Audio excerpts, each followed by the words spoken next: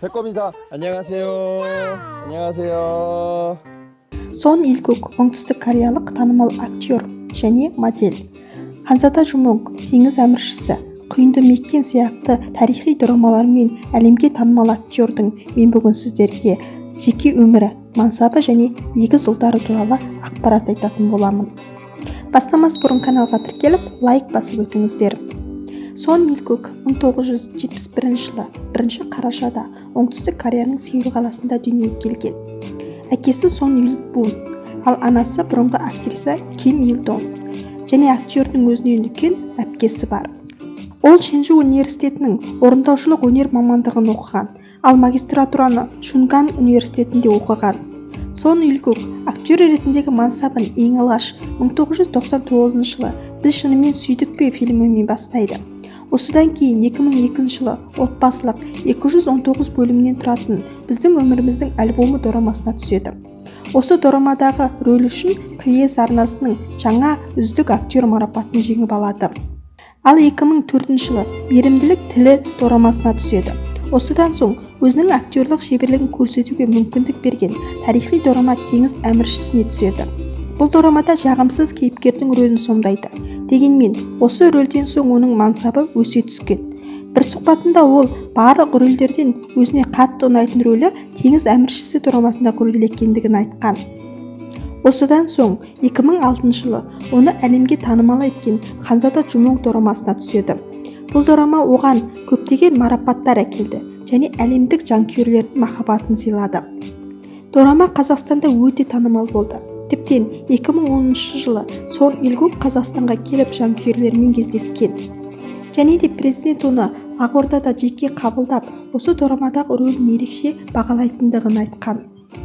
Ал Сон Илгук бір сұхбатында Қазақстан туралы, Қазақстан халқы өте қонақжай халық екенін, және Қазақстанның табиғаты өте әдемі екендігін және кең екендігін, сонымен қатар қазақ қыздарының өте сұлу болатындығын айтқан. Тек Қазақстан президенті ғана емес, көптеген елдердің басшылары бұл дораманы ерекше бағалаған. Мәселен, Гавай штатында 2009 жылы 21 наурызда Сон Илгук күні болып аталып өтілген. Осыдан соң тағы да біздің елде көрсетілген Ханзада Жумонгтың жалғасы ретінде түсірілген «Құйынды мекен» дорамасына түседі. Бұл дорамада үлкен танымалдылыққа ие болады. Көгреу мемлекеттің негізін қалаушы Жумонгтың бейнесімен танымал актер, одан соң да көптеген дорамаларға түскен.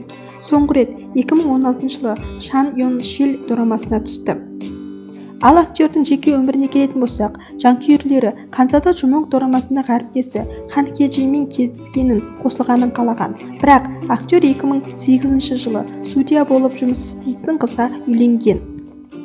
Ал жұптың 2012 жылы туылған Дехан Мингук Мансе атты 3 егіз ұлдары бар.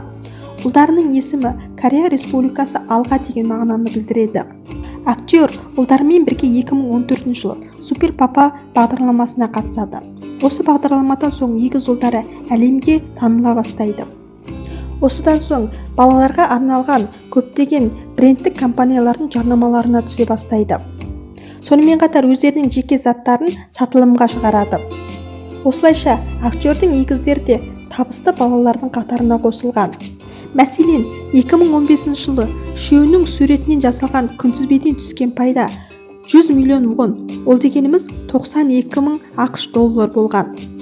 Бірақ бұл табысты актер ұлдары дүниеге келген перзентханаға көмек ретінде аударған. Қазіргі таңда егіздер 4-ші сыныпта оқиды. Актер қазір көбіне ұлдарының тек оқуына көңіл бөлетіндігін айтқан. Сол себепті қазіргі таңда халық алдына көп шығармайды.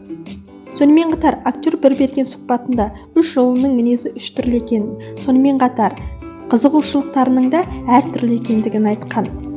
Мінекей достар, актер туралы қысқаша ақпараттар осындай. Ақпараттар ұнаған болса каналға тіркеліп, лайк басып өтіңіздер.